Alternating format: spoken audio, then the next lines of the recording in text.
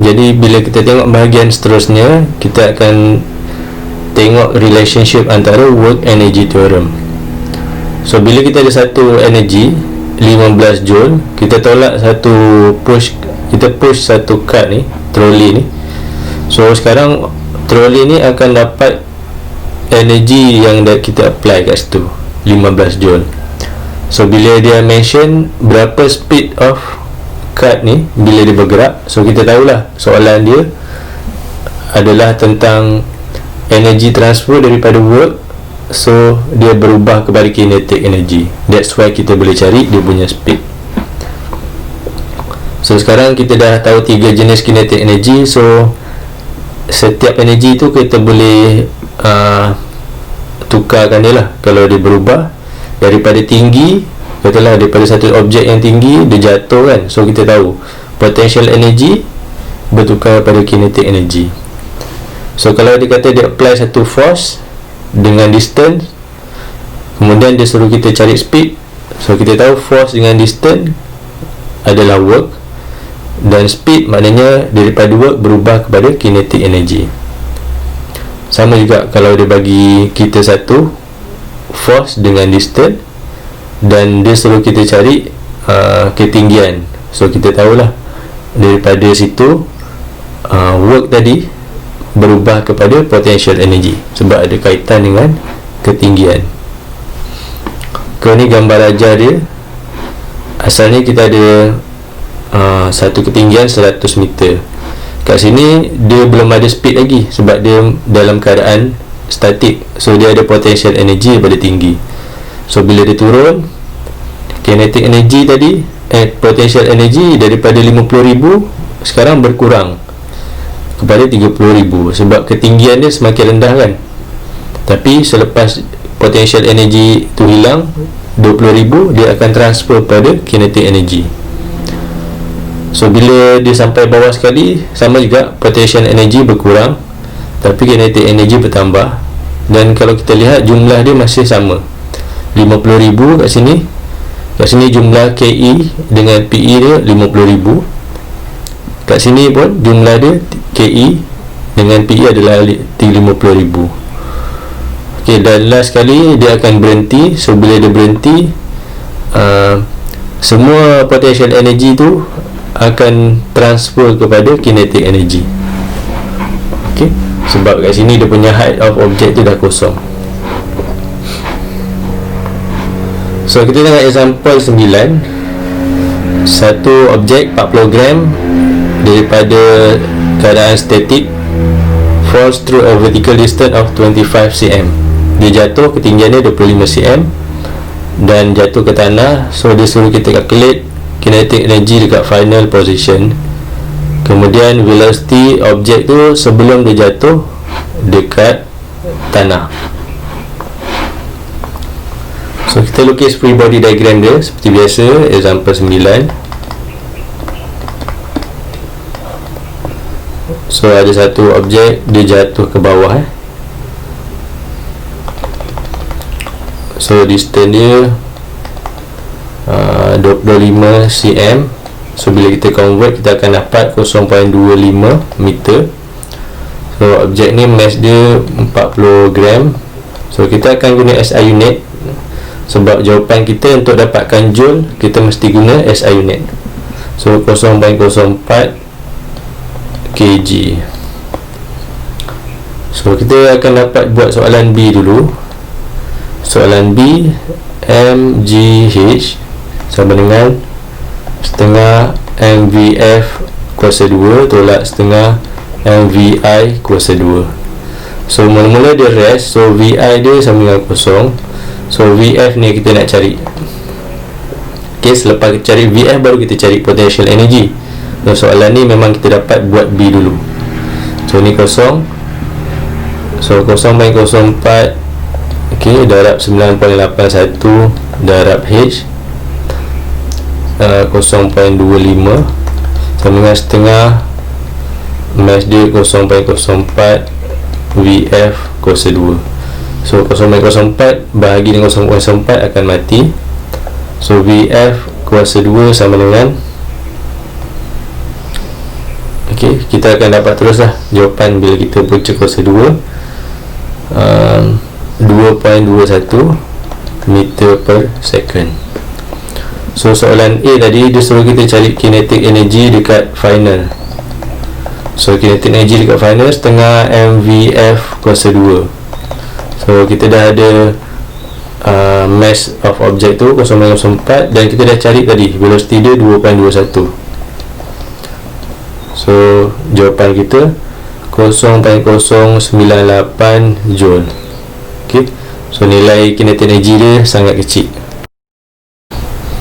Sekarang kita akan lihat example seterusnya. So dia masih relationship antara kat sini ada ketinggian kan, okay, potential energy. Kemudian dia ada tanya tentang speed. So kita tahu dia relate PE kepada KE.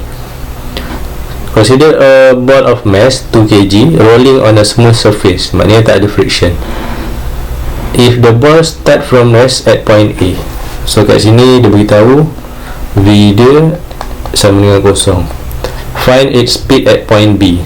So kita kena cari V kat sini. If the ball reach at point C with speed of 5 meter per second, so dia suruh cari velocity at point A.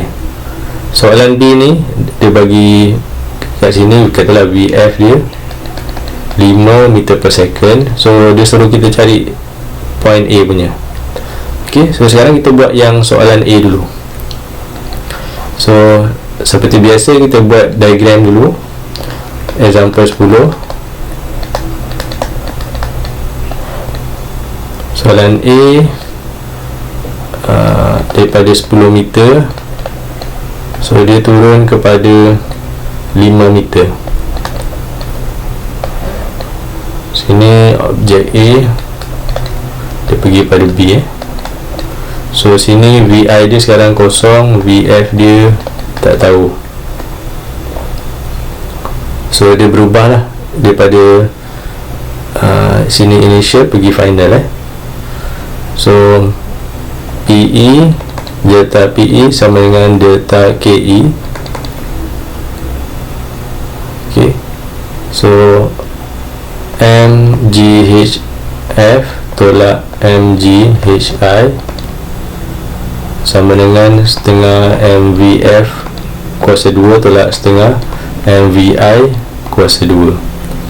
So bila kita nampak semua equation ni ada mass, so mass kita boleh potong siap-siap. Mass kita boleh matikan. Dan apa lagi hint dia? VI sama dengan kosong. So sini sama dengan kosong. So kita tinggal equation ni lah.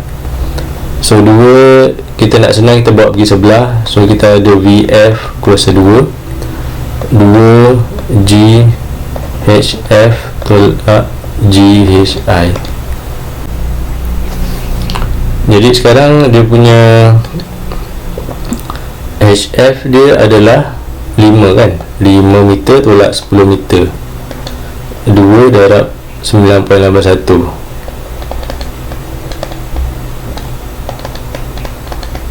So inilah yang case kita mention tadi sebelum ni.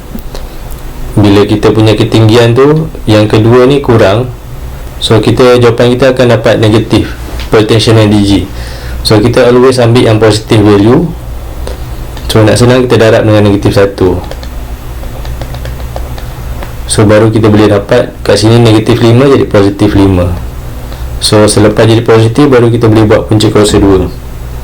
So kita akan dapat 9.9 meter per second. Okay, soalan B pula.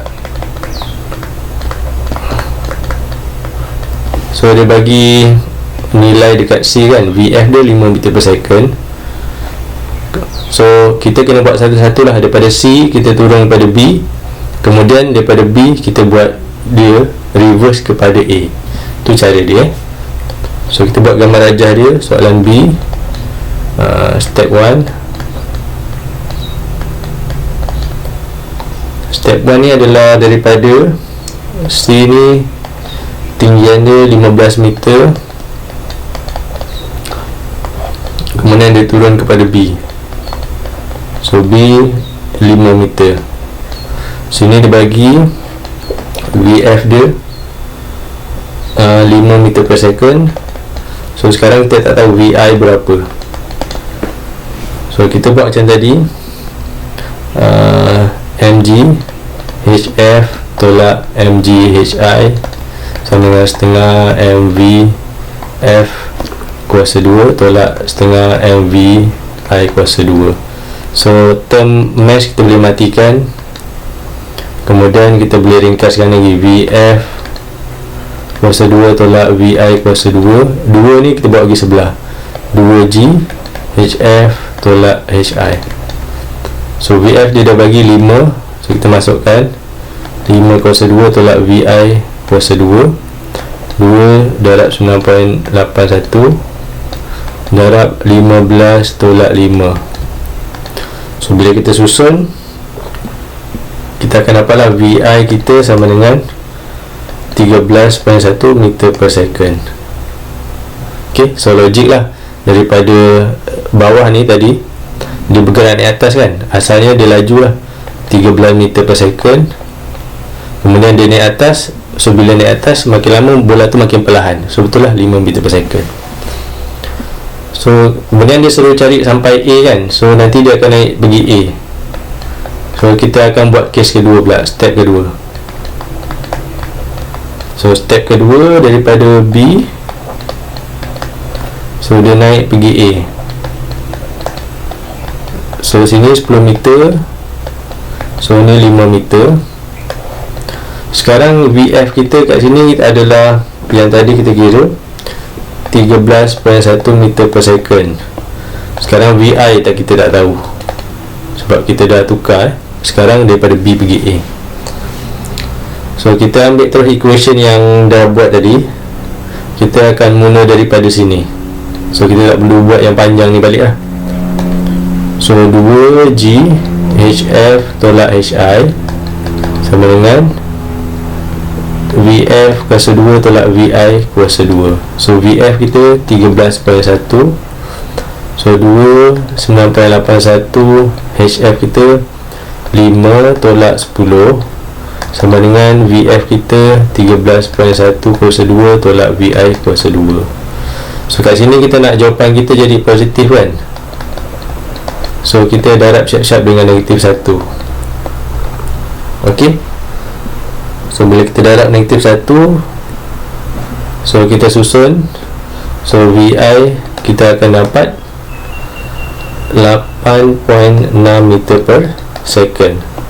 So kita tengok nilai dia 8.6 meter per second ni, logik tak? Maknanya daripada atas dia perlahan kan, bila turun ke bawah, so dia punya speed sepatutnya makin laju. ok, sebab dia turun bawah kan, atas perlahan, bawah laju. So 8.6 lagi kecil daripada 13.1. So jawapan ni memang betul. So apa jadi bila kita tak buat yang negatif 1 ni? So kalau kita biarkan nilai ni positif, sebenarnya kita boleh dapat jawapan ni juga. ok, so bila kita guna negative value untuk delta PE tu, so kita akan dapat VI nanti 16.4 meter per second. So tak logik lah, daripada A ni laju. ok, bila sampai bawah sepatutnya dia lagi laju, tapi velocity kat sini 13.1 je. So jawapan ni memang salah. ok, so objek daripada tinggi ke bawah ni sepatutnya makin laju. Dalam kes ni ke bawah dia jadi perlahan pula, so salah.